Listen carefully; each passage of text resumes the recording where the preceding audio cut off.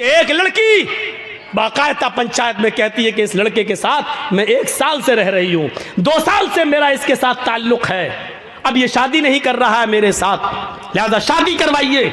और वो लड़का शादी से जब मना करता है तो पंचायत पंच लोग बैठकर फैसला करते हैं कि तुम रहते थे कि हाँ ये भी राजी थी, मैं भी, मैंने ऐसा ऐसा किया, तो क्या हुआ? अब पंचायत फैसला क्या करती है? 5 लाख रुपया तुम दो, या तो शादी करो, और शादी नहीं कर रहे हो तो लड़के से 5 लाख, 2 लाख, 1 लाख रुपया लेकर लड़की को दिया जाता है कि जाओ तुम अपना घर बसा लो। बताओ ऐसा होता है कि नहीं होता है? और ये पंचायत में ये फैसले किए जाते हैं कि नहीं किए जाते हैं? ऐसा भी होता है लड़का किसी लड़की को लेके भाग गया, समाज सोसाइटी में बुराई हुई, बुलाया गया, लड़का लड़की को लेके आ गया, पंचायत बैठती है और पंचायत में ये लड़की का बाप रोता है, अब मेरी लड़की कहीं मुंह दिखाने के लायक नहीं रही। पंचायत बैठती है और पंच फैसला करते हैं कि तुम इस लड़की से शादी करोगे? साहब शादी नहीं करेंगे, मेरे घर वाले तैयार नहीं, लाइए 2 लाख रुपया दो, और लड़की को दे दिया जाता है। मैं पूछना चाहता हूं कि लड़की अपनी मर्जी से जब भागी है, लड़का भी अपनी मर्जी से भागा है, पंचायत बैठी है, सजा लड़के को ही क्यों मिल रही है? उससे 2 लाख रुपया लेकर फिर उसी लड़की को क्यों दिया जा रहा है? जब गलती दोनों की थी तो सजा दोनों को क्यों नहीं मिल रही है? एक तरफा सजा का क्या तमाशा है ये मुझे बताइए। ये आपकी सजा क्या शरई सजा है? क्या कुरान और हदीस के मुताबिक सजा है? जबकि कुरान ये कहता है कि जिना के मामले में लड़की ज्यादा गलत होती है, लड़का कम। लड़की की तरफ से ज्यादती होती है और लड़के की तरफ से कम, क्योंकि कुरान ने कहा है अज़्ज़ानियतु वज़्ज़ानी फजलिदू कुल्ला वाहिदतिन मिनहुमा, जिना करने वाली लड़की और जिना करने वाला लड़का, इन दोनों को 100-100 कोड़े मारो। अल्लाह ने पहले लड़की कहा है, बाद में लड़का कहा है, क्योंकि जिना की शुरुआत और जिना की हिम्मत और जिना के लिए उकसाना लड़की की तरफ से पहले होता है। लड़का ठीक है भगा रहा था, लेकिन लड़की अगर भागने का इशारा न करती तो कभी जिंदगी के अंदर लड़का उस लड़की को भगा नहीं सकता था। मेरे भाइयों, फिर लड़की को सजा न दी जाए और पैसा लेकर जुर्माना लड़की को दे दिया जाए। शर्म आनी चाहिए ऐसे पंचों को, और शर्म आनी चाहिए ऐसी पंचायत को जो बिल्कुल दोगला, नालायक और अखलाक से गिरा हुआ फैसला करते हैं। तुम्हें कयामत के दिन अल्लाह के यहां इसका जवाब देना होगा। भाग रही लड़की, साहब मुंह काला हो गया है, क्यों भागी? साहब चली गई, इसका मतलब बाप की गलती थी। क्यों दिया था तूने अपनी लड़की को एंड्रॉयड मोबाइल? क्यों चलाती थी व्हाट्सएप? क्यों चलाती थी मैसेंजर? क्यों चलाती थी फेसबुक? मोबाइल तो तूने लाकर दिया है ना, या चोरी छिपे लड़की मोबाइल चला रही हो, घर में लड़की की अम्मा तक को पता ना हो? सब मिली हुई होती हैं, अम्मा भी बिटिया से मिली होती है। इस मौके पर वो सीरियल याद आता है, बेटी भी कभी, माँ भी कभी बेटी थी। हम सास भी कभी बहू नहीं कहेंगे। आज बेटी जो कर रही है, माँ जानती है कि बेटी क्या कर रही है, क्यों? माँ भी कभी किसी की बेटी थी। सर्दियों के लिए तो लड़कियां दुआ मांगती है, अल्लाह जल्दी सर्दियां हैं। क्यों मालूम है क्यों? क्योंकि गर्मियों में मोबाइल नहीं चला पाती हैं, सर्दियों में कंबल डाला,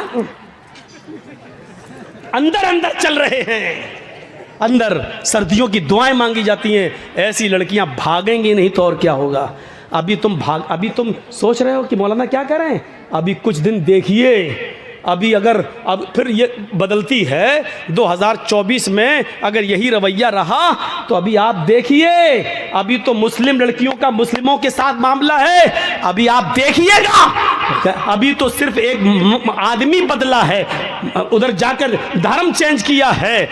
अभी तो आप और हमारी बेटियां जाएंगी और धर्म चेंज करेंगी, दूल्हा बदलेंगी।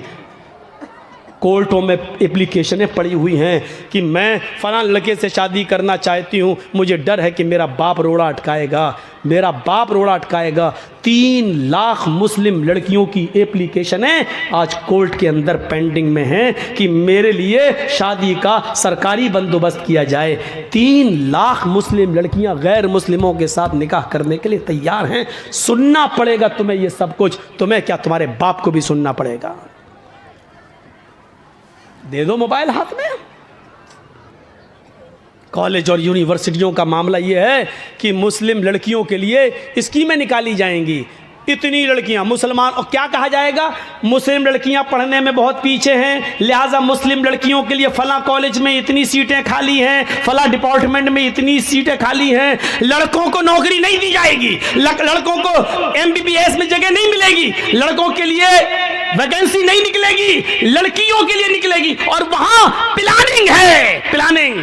और प्लानिंग कहां से हो रही है मैं नाम नहीं लूंगा। सेंट कितना, 2%। उलमा 50 लाख, मुसलमान 30 करोड़। हैसियत क्या, परसेंटेज कितने नमाजी 2। 98% क्या कर रहे हैं, सोचिए 98% क्या कर रहे हैं, गुस्सा जिंदों को आता है, मुर्दों को नहीं। आपको गुस्सा आना चाहिए, मैं नहीं कहता हूं गुस्सा नहीं आए, मुझे गुस्सा आ रहा है ना, गुस्से को पालो, गुस्से को परवान चढ़ाओ। गुस्सा जिंदों को आता है, मुर्दों को नहीं।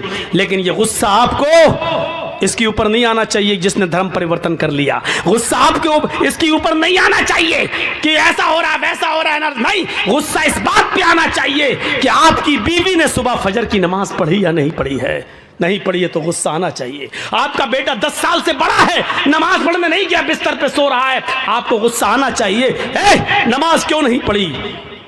आपको गुस्सा आना चाहिए, इस बात पे गुस्सा आना चाहिए आपको। आपका बेटा शराब पीकर घर में आया, आपको गुस्सा आना चाहिए, ऐसा क्यों किया। आप गुस्से को पालिए, परवान चढ़ाइए और बच्चों को पढ़ाइए और लिखाइए, क्योंकि पढ़ाने और लिखाने के साथ ही आप एक अच्छा इंसान बना सकते हो अपने बच्चों को। तो मेरे भाइयों, गुस्सा जिंदों को आता है, मुर्दों को नहीं। आप गुस्सा, लेकिन गुस्सा जहां आना चाहिए वहां आपको आना चाहिए, हर जगह गुस्सा नहीं। मुझे जायज बात पर गुस्सा आया, यहां गुस्सा आना चाहिए। आपको भी जायज बातों पर गुस्सा आना चाहिए। अल्लाह के रसूल को भी गुस्सा आता था, और गुस्से का तो हाल यह था कि अल्लाह के नबी के जब गुस्सा आता था तो हत्ता मर्रत आईना, आपकी दोनों आंखें सुर्ख हो जाया करती थी। सहाबा कहते हैं अल्लाह के रसूल को जब गुस्सा आता था तो ऐसा लगता था जैसे अनार का जूस किसी ने मोहम्मद रसूलुल्लाह की आंखों में डाल दिया है, इतनी लाल हो जाती थी आंखें। हजरत उमर ने हिसाब दिया, आप भी हिसाब देना सीखिए। और याद रखिए, कुरान की आयत है, वमन अअरज़ अन ज़िक्री फ़इन्न लहू मईशतन ज़नका। आज हम दौड़ रहे हैं 2 रोटी मिल जाए, और 2 रोटी के लिए हम क्या क्या कर रहे हैं।